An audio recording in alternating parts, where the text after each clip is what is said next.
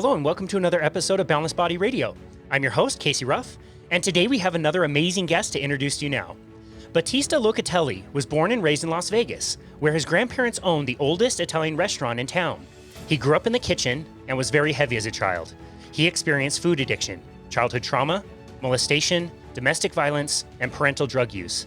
After numerous issues with drug use, multiple stints in jail, weight gain and loss, and homelessness, Battista maxed out at 314 pounds. That's when he tried a ketogenic diet and started walking on a local outdoor track. Slowly, the weight came back down. After being on a keto diet for nearly 4 years, he transitioned onto a carnivore diet. Now he has been clean and sober from drugs and alcohol for over 1,700 days. He is the operations manager for 7 sober living homes in southern Utah, with over 176 residents in early recovery. He is also currently getting his master's degree in social work to become a licensed clinical therapist and is interning at the exact same place that he went to rehab on 3 separate times. You can find him on Instagram at joyfulcarnivore. Battista, what a pleasure to welcome you to Boundless Body Radio. Wow, thank you so much. I just got chills. That was, wow. Should I read it again? I'll read it again. Yeah, I mean, because you live it and you don't remember, you just don't soak it in. I don't know if you can relate to that. You live so many experiences that, Lord, when somebody, thank you so much for the introduction. That seriously, like, almost brought me to tears. I'm like, wow, I need to give myself a freaking pat on the back because, geez, I've done some things and that's cool. Okay, here we go. Let's do it again. Battista Locatelli. Oh man, I love it. So Thank funny. you. I didn't put the pieces together until about 5 minutes ago. It's so stupid of me. I was thinking like oldest like Italian restaurant in Vegas. I know where that is. I think I've eaten there. And then I looked at your name and I'm like, of course, Battista's. Oh, yeah. Yes. Yeah, So a lot of people do that. Is that your grandpa's name? Yes, it's my grandfather's name. He came over from Italy during World War II. He was basically escaping everything over there and just came over, and he moved to Santa Cruz, California, and then eventually moved to Las Vegas. And this was like 1958. Las Vegas, the Strip was actually pebble dirt road. The Flamingo was there. It wasn't purchased by the Hilton yet. And so it was Bugsy Siegel days. And yeah, they walked as a family. They were going around and they were passing out flyers and putting them on vehicles for $5 a day to live on. 1958. Wow. It was my grandpa, my grandma, and the 4 kids, because my grandpa didn't have a job when he moved there. He was actually promised to be a backup singer at the old MGM Grand, which is now Bally's. And my grandfather was a classically trained opera singer. Wow. So he actually sang with Pavarotti and cut a record with him before Pavarotti was actually a household name.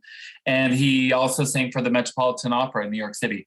Wow. So he came to Las Vegas thinking that he was going to have this huge performance at MGM Grand and their show called Jubilee. And it's got this big like finale with the sinking of the Titanic. And anyways, topless dancers, and lots of feathers. And it was just a big, big Vegas production. And so about a week after they moved here from California, all they had was this little like cockroach ridden apartment, the 4 kids, my grandparents. And so they were out making money every day to put food on the table. And they walked into this little dive bar, and it was actually called the Dive Bar. And it had 4 tables in there and a little tiny bar. And my grandfather walked out. My dad turned to my grandpa and says, my dad was probably 8 or 9 years old, and said, "Dad, we should get this place and like turn it into our own restaurant." And over the course of decades, my grandfather built out the entire strip mall, purchased the property, put power lines underneath the building so that basically the property value would go up so you could build, skyward. And then the Las Vegas monorail came overhead of his building there. And he just got in big with the McCarran Airport, was a pilot, did the Ironman at age 50 years old and came in like 3rd in his age group. Good God. He's just, oh God. Yeah. Talk about, quite the introduction there. Like, he's just an incredible, incredible human being. And bought the restaurant for $16,000. The guy basically had a gambling problem, the owner of it. So he would come to my grandpa every month for like a $5,000 like advancement. My grandpa would say, sure, I'll give you the money, but you got to extend my lease another 5 years. So he did that. So at the very end, when he purchased it, he basically didn't owe the guy any money, and he bought it. I think he like settled for 16 grand, sold it to Harrah's in 2005 for 55 million. So that's amazing. Now, yeah, Harrah's still owns and operates it under our name and family name and stuff. It feels, I haven't been in there in a long time, but it feels so classic in there. You feel like you're back in like the 1960s. Dude, how many mob hits were coordinated in those four walls? I know. So my grandfather, we're Northern Italian. We're a little town called Bergamo Almeno San Salvatore. It's about 20 miles or 20 kilometers north of Milan. And so Southern Italians are known for, the mob and whatnot. So my grandfather revered himself as kind of a businessman. He was above that type of activity. So the mob actually came to him several times and tried to like strong arm him for 10% of his business. And my grandfather said, no, I'm here as an authentic Italian. I'm raising my family. I'm putting food on the table for my kids. Like, get the hell out of here. And because he stood his ground, the mob like respected him from there on out. Wow. But it was ironic that you say that, because Bugsy Siegel had an escape route that came out or down to the basement of the Flamingo Hotel, and then it went over to my grandfather's restaurant, and the door opened up into my grandfather's restaurant, where he would then catch a vehicle that would be sitting there waiting for him 24/7. It was a hired vehicle, never like moved. The guy basically worked and just sat in his car and waiting for the day that when Bugsy Siegel was going to come out, if the feds came in to shut the operation down. So it happened one time in the several decades. And I remember my grandfather saying he was working out the books. Everything back then was all paper, and you did everything by hand. And so he had like a little calculator with a piece of paper on it. And he said, Battista, I got scared so bad. He goes, all of a sudden I hear banging on the door of the escape route door. And he's like, I didn't know what to do. So he opens it up, and Bugsy's like, move. They're here. And literally within hours, they shut the Flamingo down for embezzlement. Yeah. That is crazy. Okay, so here's all the questions I was going to ask you. I'm ripping that up. We're going to just talk about your grandpa. That's an amazing I know, story. right? Well, what a remarkable life to have come from. Yeah, seriously. I mean, just amazing. I grew up, basically being the busboy, eventually server to Led Zeppelin, Prince, Van Halen, George Bush, Meg Ryan, Ryan O'Neal, like the list goes on and on and on. Madonna came through, Oscar De La Hoya, Bill Clinton, like it just goes on and on. Of course, all the funny acts, like just Sammy Davis Jr. and parts of the Rat Pack, and just that was Clint Eastwood was my godfather as a child. Like, he no longer is. We're out of contact, but there's many pictures of my mom pregnant with Clint Eastwood kissing her stomach. Wow. And when he was the mayor of Carmel. Yeah. So just growing up in that, Bill Cosby taught my dad how to play tennis, before he became all weird and was arrested. But, back in the 70s when he was, it was crazy. There's so many pictures of Bill Cosby in the kitchen with my grandmother making sauces, and just, what was the one that passed away? Natalie Wood was my father's godmother, and Robert Wagner. So that was my childhood. Every weekend was an event. That's incredible. So how did everything get so turned around for you? Like, it sounds like you had a pretty amazing childhood. How did you end up experiencing so much trouble? Right. So you would ask yourself that. Well, unfortunately, so my dad rebelled against my grandfather and became a punk rocker. And he got really deep into the punk rock scene. And it was like during the time where punk rock was really, anarchy, and it's like, fight the system. And we got the thumb of the man on us. And it was all about just like kind of revolting and really like sticking a middle finger to government and society. And so my dad really found his niche in there. Of course, he grew up on David Bowie and, those things were his favorite. Elton John, he was like really into that as a child, but then, in his teens, he was 15 years old when he had me, 15 and a half when my mom gave birth. My mother was 18. Yeah, my dad at 15 and a half had 2 vehicles.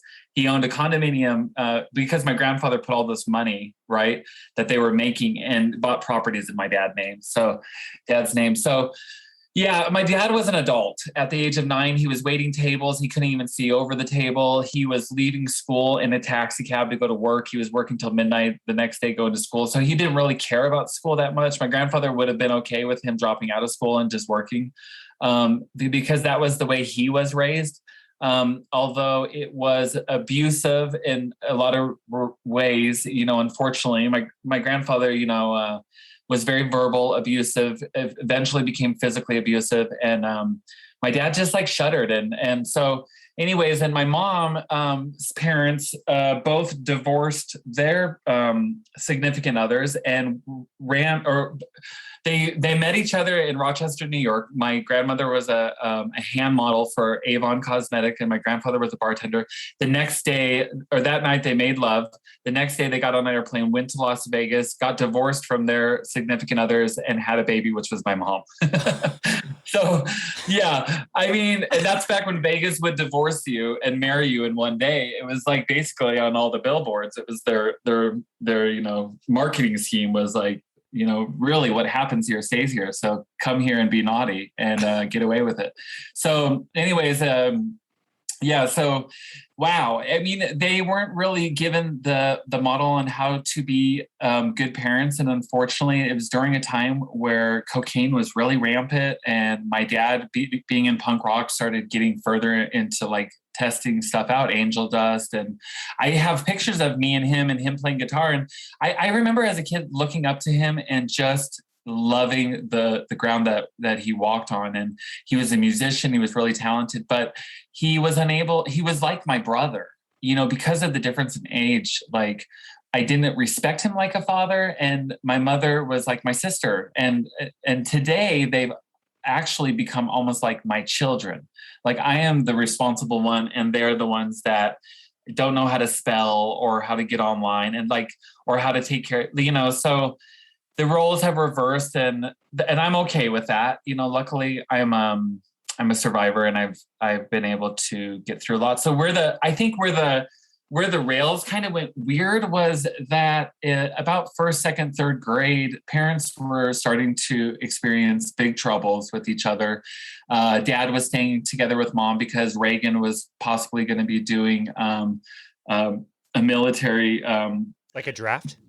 Yeah. So Reagan was planning a draft. So my dad was staying with my mother in order to avoid something. I don't know. It was something strange like that. I just remember there being talks of that. And gosh, I just remember the time Phil Collins and just the music my dad was playing. And so they were divorcing. And during this time, there was tons of drug use, and my dad was having these huge parties to be socially acceptable or accepted. And so I was like the kid at the punk rock party with like 300 people in kegers and people smoking weed. And just, I am walking around and all the women, thank God, were like endearing and just trying, they have that maternal thing. And they're like, what are you doing here? Come over here. Like, drunk. And they're like, we love you, Battista. We're going to protect you. I'm like, okay, good. Because nobody else is.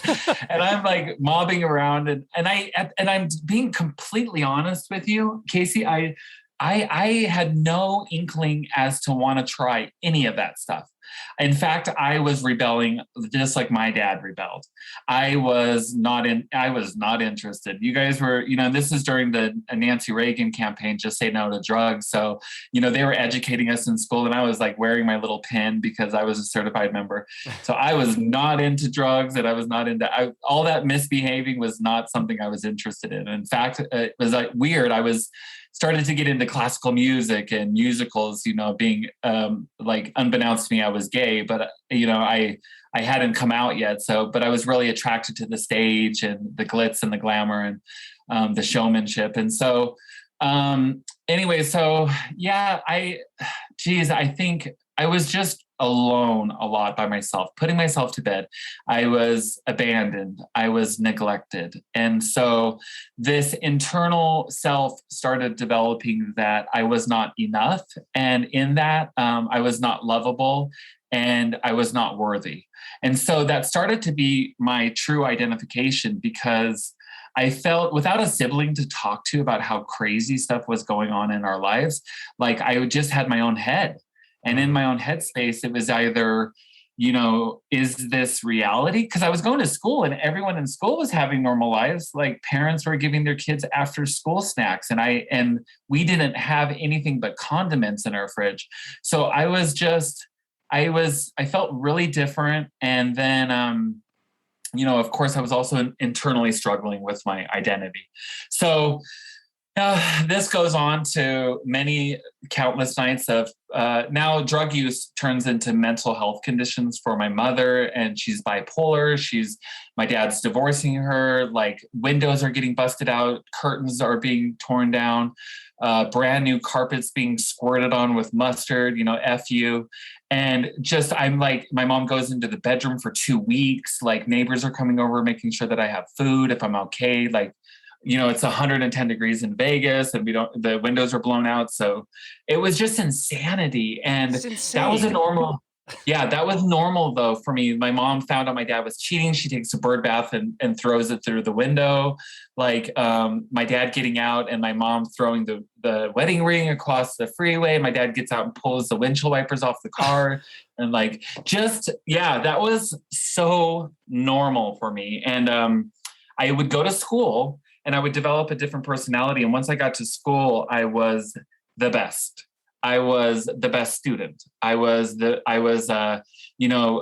eventually got into student body.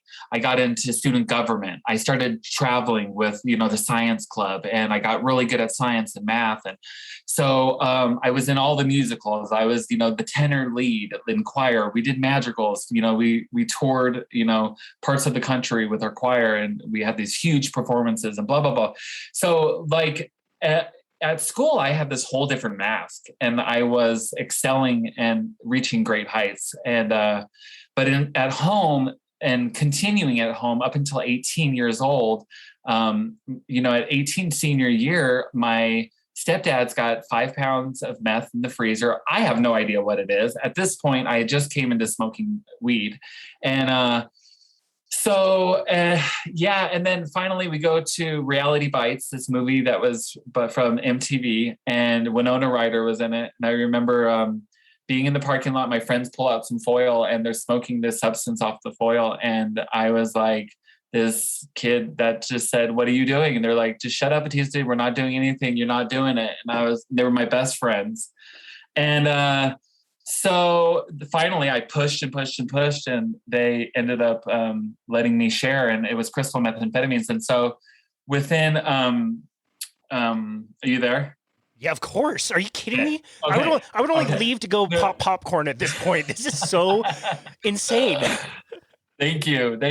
I appreciate you saying that, because So anyways, I'm smoking the methamphetamine, and I felt like I had arrived. And I'm telling you, the reason I felt like I had arrived is the really large child at this time, young man at this time, no longer felt large and gross and size 44 waist and, Wow. 4X t-shirt and, just stuffing my feelings with food, which was my first real addiction.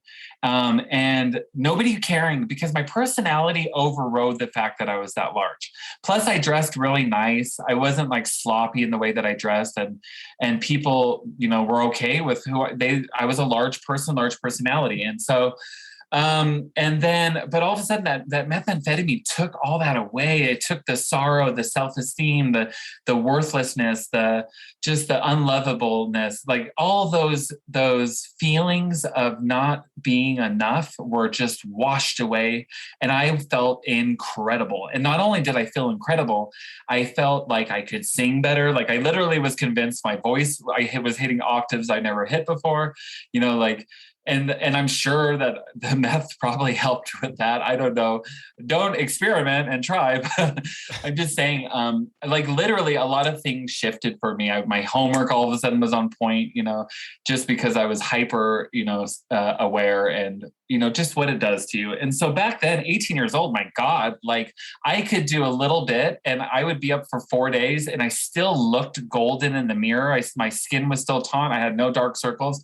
I was still maybe a little oily shine, but nobody really knew. I was just a little extra hyper and I was already hyper. So that wasn't something new. So anyways, every now and again, I'll have somebody say like, oh, people who do drugs, like they'll almost like judge them. You know what I mean? And it's like, drugs are amazing. It's why people get addicted to them. They make you feel amazing. I'm not advocating that you do them, but there is a reason that people use. Oh, yes. Yeah. Well, yeah, totally. Yeah. You're not going back after you lost your entire life and you created all this wreckage and havoc and nobody in your family will talk to you unless it feels good. Like, you know what I mean? There's definitely a hook there. And I think it's unfortunate, that's why I like to be the person in our carnivore community speaking on not only emotional well-being and a holistic approach to wellness, but I also like to put it out there about the addiction part of it, because a lot of people get afraid of it. They're scared. And it's something that you would watch on 20/20 or 60 Minutes or not in my house, not in my backyard, never happened in my family. But, I hate to break it to most people that like, if you look for it, it'll probably show up there. You might not know about it, but it's probably a couple of degrees of separation from your life somehow, some way. And I just try to remove that, stigma and that dark cloak that surrounds it, because a lot of people turn a blind eye to it.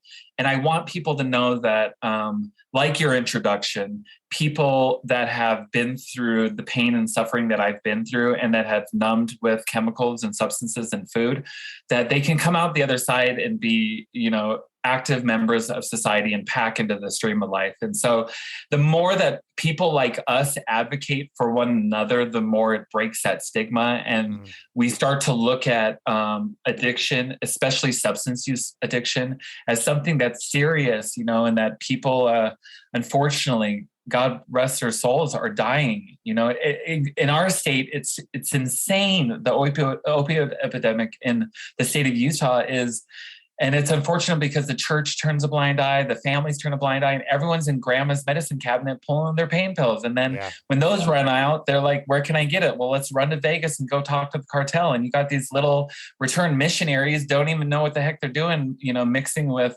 like hardened criminals from Mexico, and they get in, deep, and they're 23 years old, and boom, they get the one batch that has fentanyl in it and stops their heart, and they're dead, and nobody knows what to do. So I want to continue to be an advocate for that. So do you want me to pick up where I left off? Yeah, of course. I love that message too, by the way. And I you're talking about possibly a few degrees of separation between maybe somebody who's using like hard drugs or something, but addiction to anything is rampant. It's everywhere. And I didn't give enough credit to sugar addiction and food addiction and how ubiquitous it is. I mean, just this year, I learned I would call myself a sugar addict, and I never thought that in the past. Yeah. Because, it has that word attached, addict, right? So, and people are like, they think, the show intervention or something, they think something, I'm selling my body, but no, it's when, I have an addiction, and I will be straight up with it. Like with Instagram, there's times where I check into Instagram a couple times a day and I'm like, I need to be doing other things. And then I get in a rabbit hole, and before you know it, I'm watching someone's page about how to make, zero carb bread. And I'm like, I need to get off my couch. What am I doing? Okay. And anyways, yeah, it's everywhere. I think self-awareness is everything. And once you can identify food and sugar addiction, especially in our realm of nutrition and wellness, I think it's gigantic. I was just watching a YouTube video recently, and they were talking about how like people, like say for instance, say you're a sugar addict or a carb addict or a food addict, like with an alcoholic or a drug addict, there's those food pushers out there. You go to family fun, they're like, just have one. This is okay. Everything will be good. And this isn't going to harm you.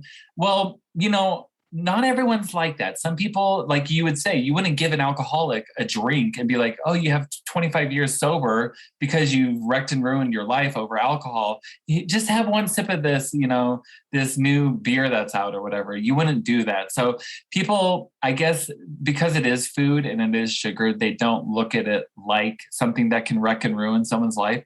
But when you get upwards in the hundreds of pound weight gain and it takes over your life and you're no longer taking care of yourself because you can't stop eating or you can't stop consuming the dopamine spike known as sugar, like, yeah, I mean, it's definitely, it's its own issue. It's probably a whole nother podcast. Well, totally. And it's not like at every children's birthday party, every weekend, there's like a bunch of meth that people can do. Like it's every church group, every meeting, every office building, like you name it, you can't get away from it. Yeah. Yeah. And people aren't addressing that. Like, it's I was at the doctor's office today getting blood pulled, and I saw, and I wasn't, obviously I've been over 300 pounds, but I'm looking at this, somebody's family photos, and it's the entire family. She's got like 7 kids, and they're all chunky like I was, if not even chunkier. And I'm like, dang it. Cause that's a rough start. Once they get to that space, that's going to be with them for the rest of their life. And they're going to have to someday address it, Wow. But so I'll pick up where I left off. Yeah. So I get into crystal meth, and then I'll kind of run through this a little quickly. Crystal meth then gets me a little crazy. I was working at Motown Cafe at the time. It was when all those themed restaurants were coming out, Planet Hollywood. And so I get to Motown Cafe and I'm doing meth. And then eventually I can't pay my rent because I'm not going to work. And I'm telling everyone at the host station, like, God bless. It just got weird. The whole meth thing started getting really weird. Like I was staying up too long. And then I had 3 arrests in 1 week. I was evicted out of my apartment, and I broke back into the apartment after the constable put a lock on it. So I snuck back in and slept in there, and the handyman found me and had me arrested. I was in a domestic dispute with my stepfather, who was beating my mom, and he threw a big bowl of hot spaghetti at her face. And so me and my mom started kicking his butt. The cops were called. They took both of us to jail. That was like during the beginning of the OJ thing. So where they took both parties involved. And then the third one was I was now homeless, and I went to Dillard's and I stole underwear from Dillard's because I hadn't changed my underwear in like a week. And I was like living underneath the bleachers at the 50-yard line at a football field in downtown Las Vegas off Fremont Street. So the 3 arrests in 1 week, that was kind of, you think that would have been an eye opener, but no. So now I'm really down and out, and I'm really sad. And I'm on Fremont, which is very well known for, at that point, not anymore, but back then, it was known for crack and a lot of like skeezy hotels. Now it's been regentrified and it's all pretty and they put a lot of money in it. But back then it was like really dark, like crack addiction down there. And so I asked somebody to get me some methamphetamines, and they came back with a crack rock. And so I thought it was meth, and I smoked it, and boom, I'm hooked on crack. So the crack thing goes for quite some time. And then this gets me to a place where I'm going to the DMV. Me and my grandfather have the same name. So I get a driver's license with his middle initial in it. I go to Bank of America, where we both have accounts. No. I memorize the last 4 of his social. I get an ATM card. I basically am now pulling money out of his account and getting hotel rooms, and I could shower. It was like, and I was buying crack. And so this went on for about 2 weeks. And then at gunpoint, I go back into the Bank of America in Las Vegas, and like 25 guys, K9 unit. It was like, get on the floor. They got all these rifles. It was like out of a movie. And I'm trying to pull money out of grandpa's account again. And they're like, yeah. So it was scary. All the people, the customers are screaming. They're running out of the building. And he gets me in the car and he's like, we've been following you for a while. And And I'm like, yeah. He's like, so your grandfather's not pressing charges, but the state has to pick it up because it's a federal institution, a federal bank, blah, blah, blah. And so I go and serve 2 years out of a 4-year sentence. I get my first parole. And just insanity. I'm there and I'm like, I'm going to do it. I'm getting off drugs. I can't believe I'm in prison. This is my wake up call. I was really, really heavy then. I'm in between the 290 and 3 something like weight range. So get into prison and I just make a decision that I'm going to start doing Atkins and I'm going to be restrictive with what I eat. And so my kind of like quasi eating disorder, begins with, I'm going to only eat the meat that comes on the plate from chow line, and none of the sweets, none of the bread, none of the pancakes, none of the biscuits, just the meat, which was really the smallest portion on the thing. So I go from like around 300 pounds to 167 pounds in probably like 4 or 5 months. Wow. Just malnourished, running the track 2 miles every day. So I'm getting all this cardio in and I'm not feeding my body. The skin's falling off. Like Skeletor is coming out. And I get out. We didn't have any mirrors in there. There's the only way you could see yourself was in the reflection of a window. So if I saw that from time to time, I could tell that I was like, losing weight, but we had no way to gauge that. People would tell me, oh, you look better. So I got out and I did this all in vain of trying to find someone to love or to love me or to be in a relationship, because, that was the epitome, was to fill this quote unquote, this gigantic spiritual hole with another human being, or like I was for years with addiction. So, were you out at this point? Was I what? Had you come out at this point? Yeah, so I came out. I actually came out around 15 years old, and gotcha. Okay. Yeah, I eased right into that. I know so many people that have never had the same experience I did. My mom struggled with it. She thought it was her fault. My dad was already like hanging out with all the punk rockers, and the only place that punk rockers could go party was at the gay bars because it was the only place where they were accepted. So my dad was very supportive. My mom. She struggled with it, but not bad. Just, she just probably, I don't know, she had expectations. And so anyways, yeah. So I get out of prison and I get off parole, and then I maintain on marijuana and alcohol for the next 10 years. I travel to Thailand. I do all these great things. And I live at my father's house. I'm renting a room out of his house. I'm close to family. And then I get into a relationship and get back on meth because the person that I was in the relationship was into it. And so slowly but surely, I start to lose my life again. And then from meth, I get back onto crack. So this then gets me to a space where I'm like, I got to get out of Vegas. And so I moved to Southern Utah. My grandparents had sold the restaurant, and my grandfather was like slowly purchasing up Parowan, Utah. He was like buying the airport and all these, he was trying to like fit in.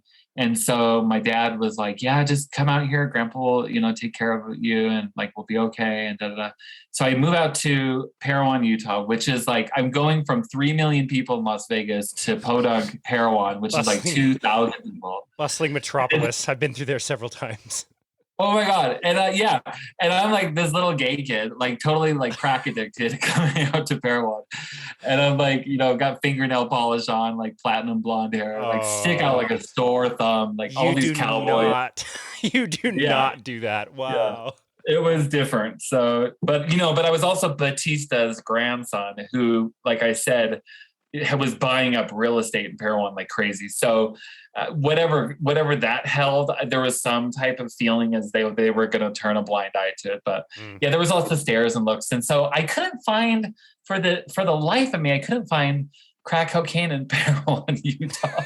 So I had to, I wasn't going to go approach children at school. So I had to then turn to the local liquor store. And that's where my alcoholism began. And it went from drinking wine. My family's big wine drinkers. They're connoisseurs of really good wine, and they break bread, they make pasta, they have homemade, bread, they have the wine. It's all part of the communication in an Italian family. Well, I was doing that upstairs, and downstairs in my dad's basement where I was living was bottles of vodka and Gatorade. And I was just back and forth. I was working up in Bryan Head, the ski resort. And so anyways, got a DUI, and got my dad's car impounded, and like my dad took his credit card, got me out of jail, and gave me his credit card to go get his. And he comes back home. He's like, "Do you have a problem?" And I'm like, "Yeah." And he's like, "So it's not the crack. You've been drinking, huh?" So he goes downstairs, lifts up my bed, and there's like 16 empty bottles of vodka. And he's like, "Battista," he's like, "What are you doing?" He's like, "We like to drink as a family, but this is your secret drinking." And I'm like, "Yeah, I sure am." So then the next day, we're cracking open a bottle of wine. Nothing's changed. They're not going to, nothing was really noted on it other than, don't do that again. Shame on you. And my PO from my transfer from Vegas to Utah, my probation officer shows up and is like, "Hey, what's going on? And we want to breathalyze you." And he sees bottles of liquor. He goes, that there's a clause in here in your probation. You're not supposed to be doing this. And so he then, I'm like over the legal limit. He pulls me aside. My dad's outside crying. He's intoxicated. "Please don't arrest my son. He's a good boy, blah, blah, blah." And so the PO is like, "Gosh, your dad's blitz, huh?" And I'm like, "Yeah." I'm like, "Dad, get inside. You're making this worse." And so anyways, the PO goes, "Look, Battista, I can tell in your eyes that you're a good soul." And he goes, "You need help." He goes, "And I'm going to be the one to guide you to that help. You have 5 days to get into a residential treatment center. Otherwise, I'm coming back to arrest you on this breathalyzer, like this limit that you just blew on probation." He's like, "So I'm giving you 5 days, keep in communication with me." And so 5 days later, I was in the Horizon House, Southwest Behavioral, and I did 90 days there. I stayed 2.5 years clean. I got into a relationship with a professor at Southern Utah University, thought I had, found the white picket fence. I then get into an ATV accident. The driver drives into a tree at 35 miles an hour. I am the passenger. Wow. I go through the windshield. I grab the roll bar. My radius snaps and my ulna goes through my wrist section about 3.5 inches. And I'm sitting there with my bones sticking out of my body. And I'm 2.5 years clean. And they get me in the ambulance, and I'm like, "Ah." And so they're like, "We're going to pump you full of morphine." And I'm like, "Okay." I'm like, "No problem." I'm like, I'm like, "This is an accident. So, this is a freebie. I get to, get a free high off this one." So anyways, they pump me full of morphine. They get me to the hospital. They have a saw there. Dr. Delcourt has an actual saw because they were going to move to amputate my hand. And so literally, because I had pushed the bone back into my skin, I had saved my own hand. And anyway, so now I'm on pain meds. They have me on pain management. I mean, ridiculous amounts. They were prescribing me 180 Percocet, 180 Loratab, 90 Somas, 90 Xanax, 90 Klonopin. And I was eating those like as a cocktail, one of each. I was like, do, and I was feeling good. I mean, I was going to classes. I was contributing in classes. I mean, everyone thought I was like, I don't know. I thought everyone thought I was probably a sloppy pillhead. But, meanwhile, so found out that the partner is cheating on me. He introduced me to the person that he was cheating on me with at several functions. Anyways, I find this stuff out. My internal self breaks again. So now I want meth. And so I go back to meth because I'm like, screw this. What am I doing all this for? If it's not even panning out. And this happens again. I go back to rehab the second time, and I do it for all the wrong reasons, to get the relationship back, to get back into the house that we own together, and get out. That doesn't work well. And so I go back out. This time I'm doing heroin. This time I'm doing needles. This time I'm consorting with the cartel in Vegas, and it's sketchy. Like we're throwing wads, like thousands of dollars, like rubber band out of your window into somebody's car that took like 4 different stops, like to make sure we weren't being tracked. They'd say, go to Home Depot, go to this place, go to this place. Finally, on the 4th step, they'd roll down the window, you throw the money in, they throw the drugs into your window, they speed off. And you cross your fingers that it's real and it's not like baked coffee grounds or something. And so now I'm hooked on heroin, and that was my new existence. And I started selling it. Now Task Force is tracking me. Task Force at this time. The funny part is that the head of Task Force is a kid that I went through my undergrad with. And I did a lot of the foundational classes with him, like nutrition and math and English. So he remembered me from classes, and he comes to me and he goes, Battista, we cannot get a wire buy on you because everyone's scared of doing a wire buy on you. But he says, do you remember me? And he's like, I know you. You're an A+ student. You're on the top 10% of, like, you're on the president's, like, you are an amazing person. You have radio shows and you do all of these things. What are you doing on this street selling heroin? Like, probably you could be killing people. Like, what are you doing? And I sat there and I started crying, and I'm like, I don't know what I'm doing. And he's like, I want to get you help. He goes, I remember you in class. You wouldn't shut up. You were the one that asked all the questions that all the kids were scared to ask that we needed to know for the test. And he's like, you're a badass. He's like, what can we do to help you? He's like, first I got to get you off the street because that's my job, my criminal justice job.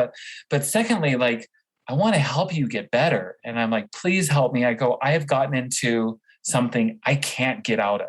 I go, if I get to a space with the heroin, when I don't have it, I get sick, like deathly sick, like influenza sick ×5. And I'm shaking and I'm sweating and I'm clammy and I'm pooping myself, and so on and so forth. And he says, okay, we're going to get you help. So he brings me in to the jail. He lets me smoke, like, my last cigarettes, by the way. He lets me smoke like half a pack. Really nice. Most cops they treat you like dog crap. But he's like, smoke it up. He's like, I know you won't be smoking for a while because you're going to be in here a while because we caught a lot of stuff on you. So he gets me in there, and I withdraw on suicide watch in bookings for 3 days, basically doing all that disgusting, gross stuff, just trying to, like, get it out of my system. And to make a long story short, I go into rehab for the last time. And there's a therapist there that has 11 years clean and sober, and she helps guide me back to school and finish my bachelor's. And then she does the application for U of U, and she does the application for Arizona State. And she sits with me and she walks me through, and she gets me the letters from the judge and the different people that I need letters for, saying that I'm a good person in society, would be a great social worker, even though I have a jaded past and background. And so, I get through this, and, I get out, and I was in the homeless shelter for about 3-4 months. And I got finally my own apartment. I walked every day back and forth to my job in a call center in the snow, and I stacked those paychecks, and I got that, security deposit, and I got my own keys to my own apartment. And eventually I got a little beater Jetta, and I had a breathalyzer in it for 3 years. I had to breathe into this thing because they wouldn't give me my driver's license without it. And I finally graduated drug court. I became a peer-to-peer support specialist, like as a bridge between the addict or the alcoholic and the whatever therapeutic services that they're attached to. And so I did all this training. I finished my undergrad. I graduated with my undergrad and in communications, and then I got into grad school. And then on the day that I graduated drug court, it was this huge event. They make you cake. They have a plaque. People are crying. Your family shows up. It's like this big thing. It took me 2 years to get there. And so I'm graduating, and I'm walking out, and I get a phone call from this gentleman named Mike Keenan, and I'll never forget it. He said, Battista, I've heard so much about you. I need you to be on my team, and I need you to be sold into the idea of what we're doing with sober living is different than what they're doing in residential. And I said, okay. I go, just sign me up. Let's do it. And I moved into the first sober living house in Cedar City. And that was my little baby, and I had 14. Then eventually we had 16 guys in here, and we had them coming and going, sometimes relapsing, teaching them life skills like how to pay bills and how to be accountable and how to do chores and how to buy and cook groceries and the little things that people just forget when they get hardcore into drug use, and they don't pay attention. They've been so used to going to the Maverick and picking up a hot dog and a Snickers and a Pepsi. Like, they don't know what to do with some food stamps. Like, they can actually go out and buy chicken breast and do. So I'm teaching all these guys these things on how to like live, and like, okay, rent's due on the 1st, you don't want a late fee. So let's get you, part of your paycheck from the previous. Anyways, we're teaching life skills, and just amazing. And that turns from one house into 7 and so that just boom, it explodes. He then transfers me into the operations manager's position. Now I'm a case manager. I do all the funding, the housing. I work with the Paiute tribes. I work with all the shelters. I work with all the residential treatment centers to get clients into our sober living so they can have a safe environment to go to rather than going back to mom and dads or boyfriend and girlfriends that, are still using. And we're changing lives over here. I'm telling you what, Casey, it's been remarkable. Battista, that is incredible. What right? What a journey. That's amazing. I just watched Godfather 2, Ocean's 11, and Below all at once. Like, yes. Crazy. That's the best. Wow. That's so awesome. So I'm really curious. I'm curious to hear, how did you first hear about the ketogenic diet, and why did you decide to do it? Okay. So so Atkins first, right? Yep. Atkins was the old school keto. And that was kind of that was like the second iteration of Atkins that was like in the 90s, where it wasn't like in the 70s. Like in the 90s, it was just like chicken breast. At least in the 70s, people weren't like afraid of red meat. But by the late 90s, early 2000s, when everybody was losing weight, they lost a bunch of weight, but they were absolutely miserable because they were just consuming like tons of protein.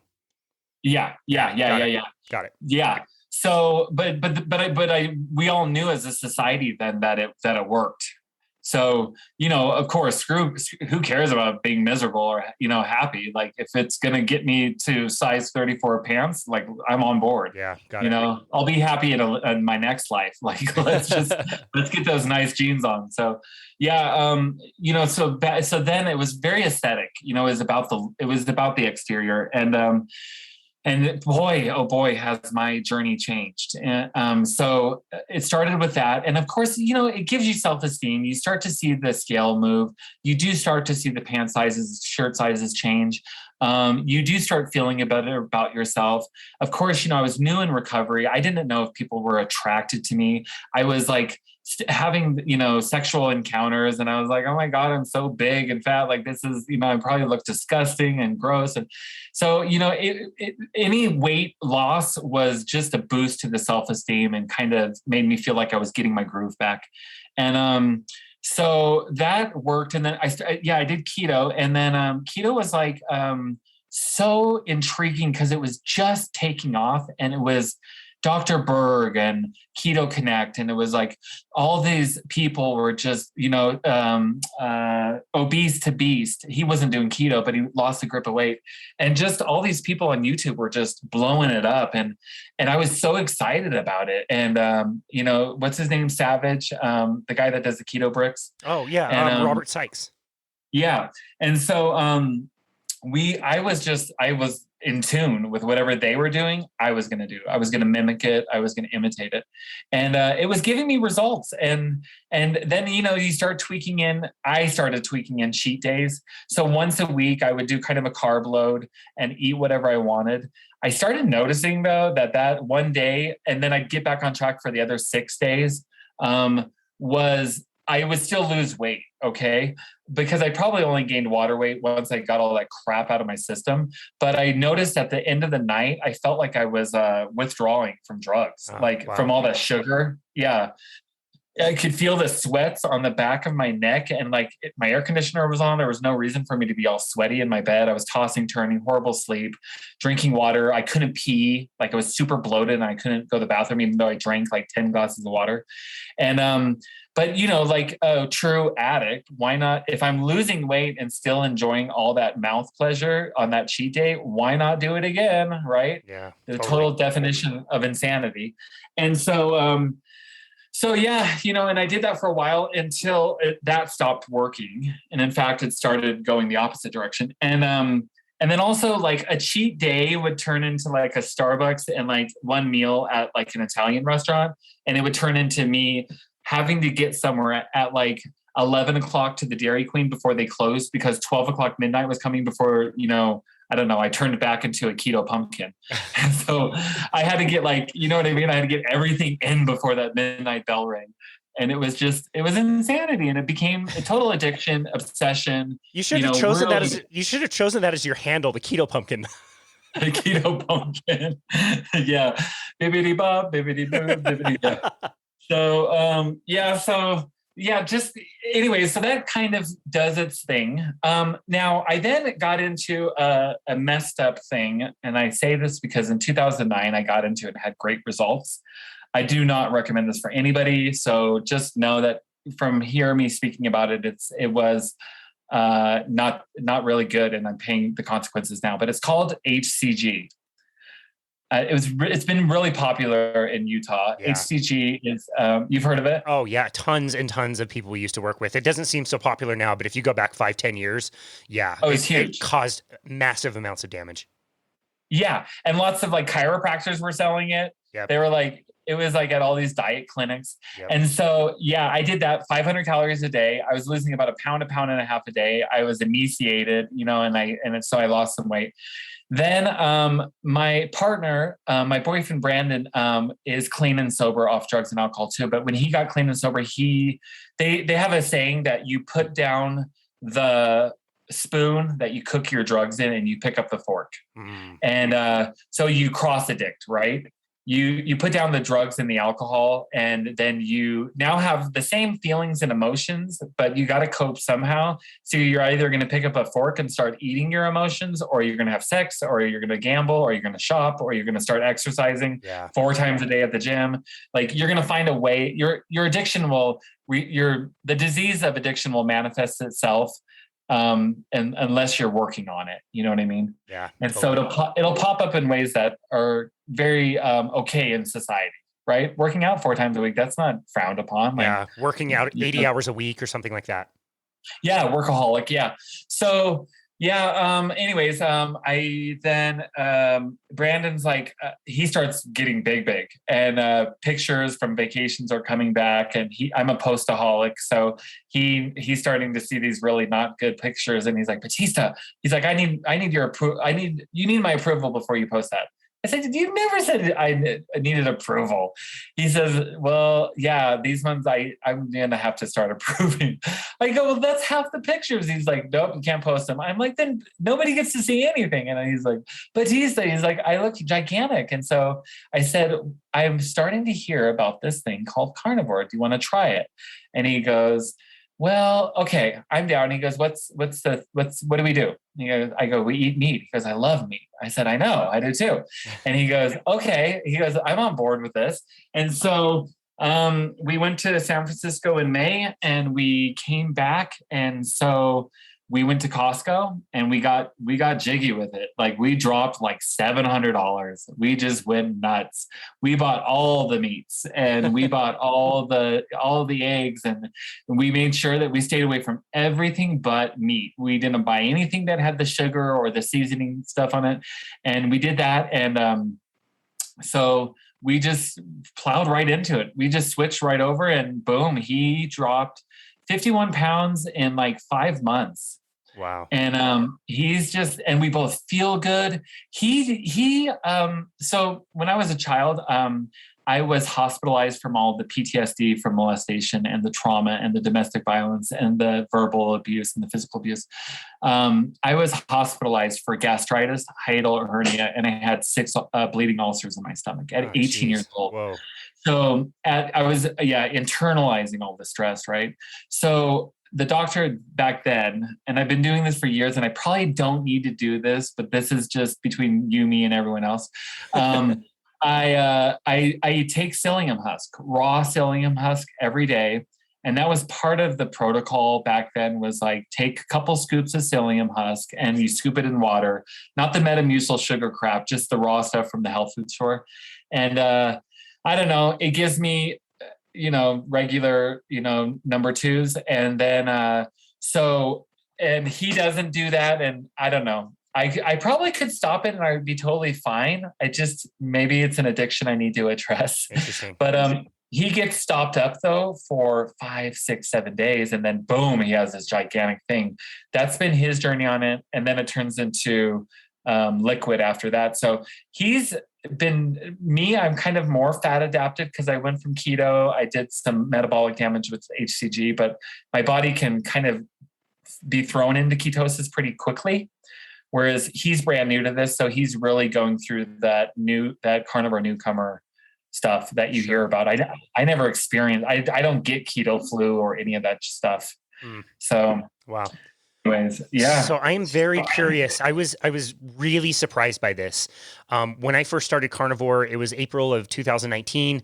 I wanted to do it for 30 days and just kind of forgot to stop because I liked it so much. But I know. Same here. Great. So great. But the thing that surprised me the most, yes, I lost fat. Yes, I felt good. My energy was good. But the thing that surprised me the most was my gratitude, my spirituality, my connectedness, just love for everything, pets, animals, relationships. It all increased so much. And I was stunned by that. I was already eating meat-based kind of keto, but when I went really strict carnivore, just my brain and spirit and heart just blew open. I'm curious to hear if you had a similar experience.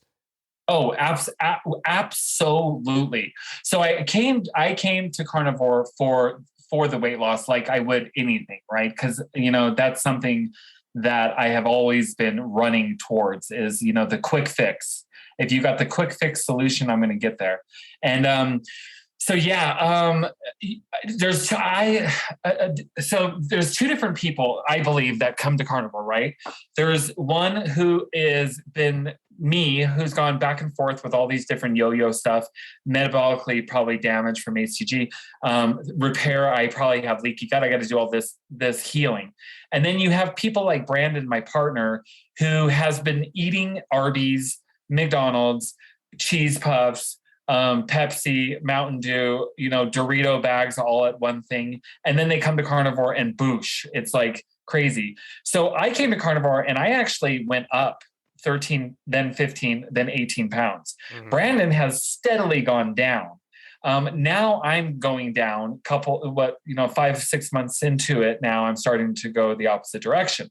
But that was the physical part of it. Now, the emotional, spiritual, the connectivity to life and to society and just to the universe has been exponentially transformative for me in regards to, I deal with 176 addicts in early recovery. Some of the things I hear on a daily basis is not only overwhelming to process, and I don't know quite where to put it on what shelf in the moment, but I have to take care of it for the safety of the house that I'm representing. And so I have to make executive decisions really quickly and hope and pray that I make the right ones. So knowing that I'm kind of have those lives and that security and their safetyhood in my hand, I have to be very gentle and I have to navigate through those things gently without without allowing my ego or any of that crap to get involved. So when I started carnivore, I noticed specifically, this is like just a specific experiment. The carnivore, yes, in general, 100% spiritually connected, like just connected and the loving, kind feeling good about community. But specifically when I was doing raw beef suet and I was eating it by little nuggets, I would have a couple nuggets in the morning on an empty stomach, and then I'd have my coffee. I do stevia and I do a little bit of a dash of almond milk. And so, or sometimes I do raw milk. And and I was having these little nuggets of beef suet, and it tasted weird at first. Meanwhile, fresh on carnivore, I was doing raw liver. I was doing any experiment at the time that was the new up and coming thing. I was doing it. But the raw beef suet gave me a carnivore zen like I cannot explain. I remember I got a phone call and it was something extremely tragic about somebody overdosing. One of the other residents who was a heroin addict had a Narcan then. So they have to take this huge needle with like they shove it in the person's heart. It's like something out of Pulp Fiction. Like they're like giving the person Narcan. They're bringing the person back to life. They're on the phone. We're calling the ambulance three-way. And I just remember sitting there and I was so calm throughout it. And instead of getting hyper reactive, I was able to respond correctly, mindfully. I was present for the moment so that I could be empathetic to the person and I could talk them off the ledge, like of their fear and because, they were afraid the cops were coming. They didn't know if they had a warrant out for the arrest. I said, don't worry, you're not going to, I got your back here. And we walked through it together. And I remember later that night, I was like, what is different in my diet right now? Yes, I'm eating ribeyes. Yes, I'm eating, fillets and I'm eating all of the meats. But one thing that I added that I have this total sense of calmness was this beef suet. And so I don't know if it's particularly that per se, but yeah, in general, yeah, I feel amazing. That's incredible. That is consistent across the board with almost everybody I talk to. And for me, it was very unexpected. But what a wonderful story. All of it, this whole thing has been so incredible. And now you have this drive and passion to share, which you do on Instagram, and you chose the handle Joyful Carnivore. Why did you settle on Joyful? Well, we only got one life to live, right? And so God only knows. I kind of effed up part of it. So I better get on to being optimistic. Most of us only have one life to live. You have already lived 47 lifetimes. So it really is actually who I am as a person. I am genuinely, authentically, sincerely a very happy, joyful person. And I don't know if it has something to do with the survival mechanism in my brain to be able to escape a lot of the stuff that I endured as a child and stuff that I actually ultimately put myself through. But I have always seen the cup as not only half full, but overflowing. And my perspective on life is really filled with gratitude because I don't know. So many people in my life have put their hand out and helped me. And I just know that in this life, one thing I noticed that I was blocking my own potential for a long time and I was not allowing myself to fail. And I finally grasped onto like failure is part of growth and it's part of the process. And the more I failed, the more I grew. And I was always like sitting around like waiting for something to happen. I was like wishing that this would happen. I was always wanting for these ducks to be in a row. So everything would have this external like highlight, things would be good on the outside. I realized that happiness is an inside job. And I really had to start working from the inside out. The external was going to take care of itself. It was going to exude the joy, the happiness, the sincerity, the authenticity, the being genuine. The coming from that space was going to be spoken in the way that I speak, in the way that I communicate, in the way that I post. But I realized that I needed to start doing, I needed to start creating, and I needed to start being of service to others. And that's how I really kind of found that niche. And there's a lady, Primal Kumari, who actually gave me the joyful part, because before that I was Keto Battista on Instagram. Gotcha. Wow. Yeah. That's so amazing. Yeah, like, geez, like I just feel there's a lot of ways to make money on this platform.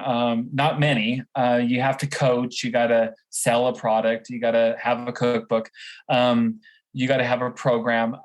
And so initially I came thinking that, like, I don't know if you've thought the same thing, like maybe I'll have some passive income by doing this, that, and the other. And the best I got today is a discount code for some Redmond's real salt. and I'm okay with that. You know what I mean? What I have gotten out of it is so many mothers, so many sisters, so many brothers, so many husbands, so many human beings reaching out to me saying, wow, your story has floored me. I am here for it. I love your energy. I love your optimism. I love you as a person, and I want to, and that has just given me wings. It's given me definitely wings, and yeah, it's been so exciting. It's been super exciting. That's amazing. Yeah. Wow. Well, I've said this a lot. I just think it's amazing to go through, a process, a lot of challenges that you have to overcome and take those things and improve your life and then go right off into the sunset. And I think it's really special when somebody stops and discovers something amazing and then decides to share it and shares it around and just takes all the happiness and joy that you mentioned from just helping other people in the way that, the special people in your life came in right at the right times and said the just right things to help keep you on track. And now it's almost like you get to pay it forward a little bit and do the same. Yes. And help people. It's so beautiful. I love it. It's really amazing. Wow. Well, it's cool. The people, I'm sure you can relate. So many people there's so many cool people in our little community. I mean, and there's some amazing hearts and souls, and we don't know what they've walked through in a day in their life. We don't know what they've struggled with.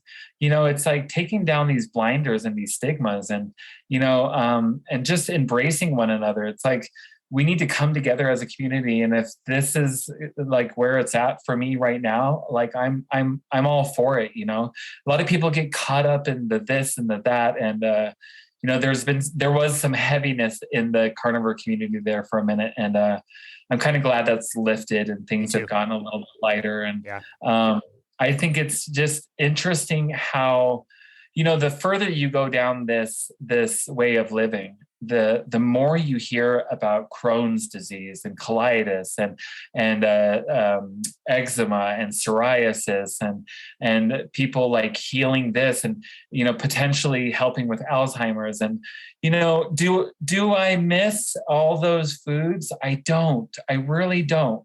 I will be honest with you, and this is something I'm very, very transparent about.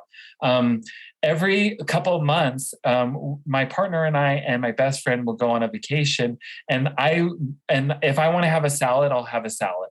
If I want to have a dessert because it's my relationship anniversary, I'll have a dessert.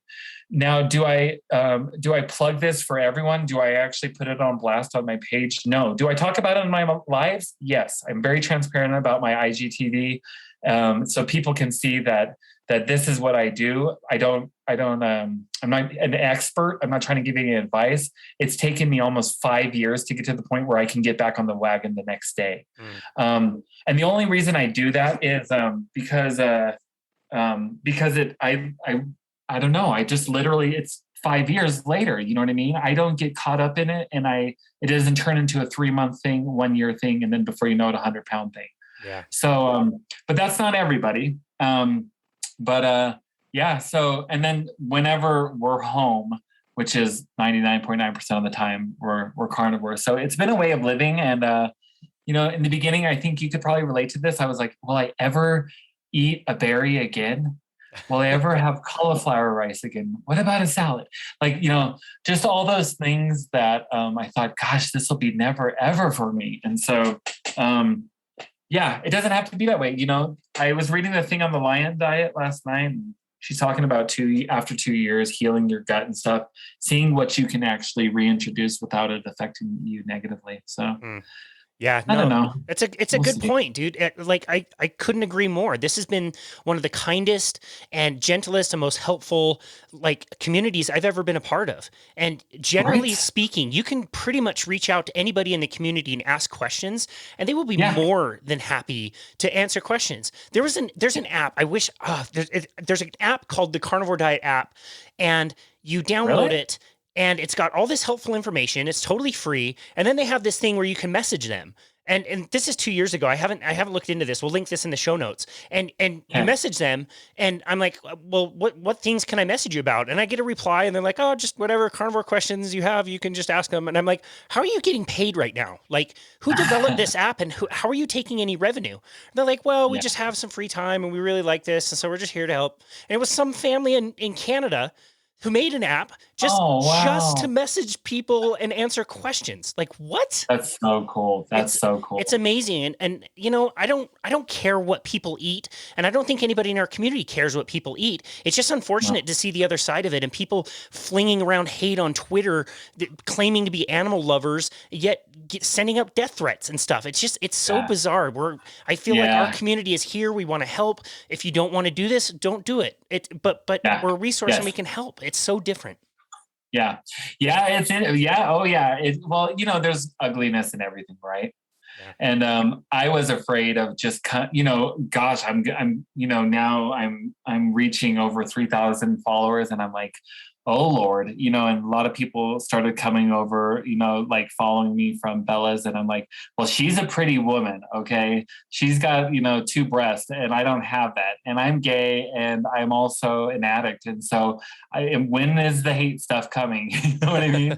I'm like, prior to this, because there's a lot of beautiful women in the carnivore community, but it's like I'm not that, so I'm definitely not, ribeye Rob's, little cowboy, guy down in Dirt Bung, Texas, probably thinking, she's pretty, and here comes Battista, like, hey.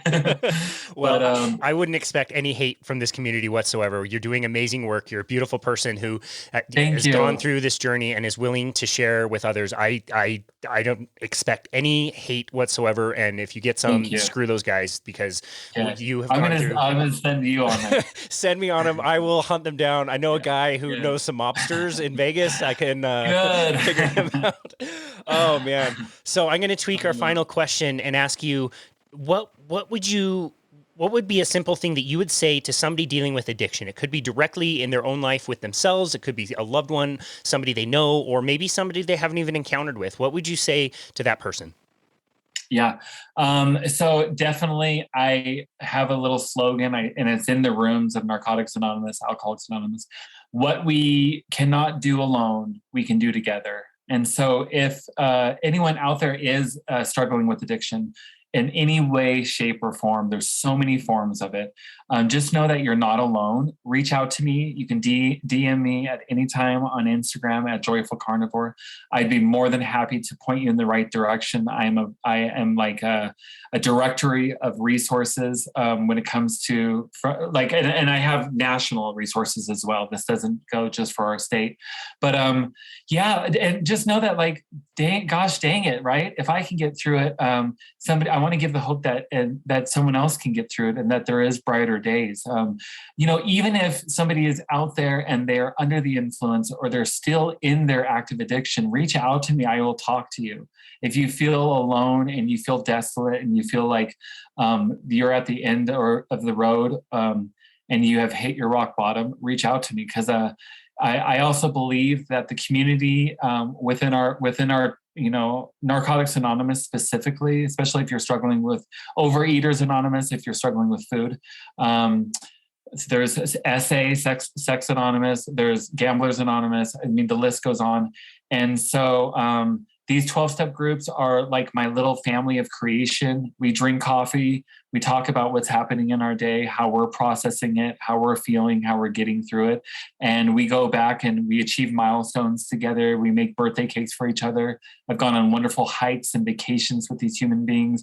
I've gone to conventions for these programs. Narcotics Anonymous, I went to Florida and did a meeting on the beach with all these addicts, and we're like watching the sunrise. And it's an amazing community. Has brought me it's given me the life that I have today, because it's the 12 steps has kind of given me a pathway into how to live.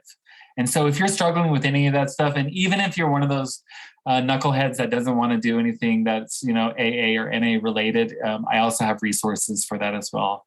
That's incredible. Yeah. That's incredible. Yeah. We'll link to all that in the show notes. At the time of this recording, this episode probably isn't going to launch for a few weeks, but I'm going to immediately leave this call, cut that up into a soundbite and release it right away so that your resources and potential help can get out there as soon as possible, because this is an urgent problem for a lot of people. So yes, really, really grateful for you for offering that. That's amazing. Man, Battista Locatelli, this has been incredible. What an amazing conversation. Thank you so much for everything that you've done. It's well earned, man. This is really important, great work that you're doing. Tell everybody where they can go to find you and find your work. Okay, so you can definitely reach me on Instagram. My carnivore handle is joyfulcarnivore. And then you can also find me on my personal page, Battista _Locatelli, LOCATELLI. And if you want to hit me up on Facebook, and you just message me on Facebook that you heard this, you can also reach me there at Battista Locatelli. Awesome. Again, we will link to all of that in the show notes. Battista Locatelli, thank you so very much. What a crazy, Casey, thank you. Crazy, You're amazing incredible. journey. Oh man, I just sitting back and listening to your story is just, it's so amazing. And it really does provide hope. And I love that you use the term brighter days. That's one of my favorite things to say. And I think you're doing amazing work, and it's going to help a lot of people. And I'm so grateful that you'd be willing to share, and that you'd be willing to put so much energy into something that almost, ruined your life, and you were able to turn it around, and now you're sharing your message. Thank you so very much. Yeah. You're welcome. Appreciate you and your work. Yeah, one of my things I say, my followers, I call them the Shine Squad, and then I also do a lot of hashtag Shine On, because it's so important for me to really, for any human being, you don't have to struggle with all that other crap, but like one thing that carnivore has and this way of living has given me is that I get to polish off my internal light, and I get to shine and illuminate for the rest of the world. And so if I can somehow be a little morsel of light upon your path to help guide you to a better way, I'm all for it. I'm all about it, and I will cheerlead you on till the end of days. That's amazing. Well, thank you so very much, and thank you so very much for being on our show. We really appreciate it. Thank you, Casey. Absolutely. And this has been another episode of Boundless Body Radio.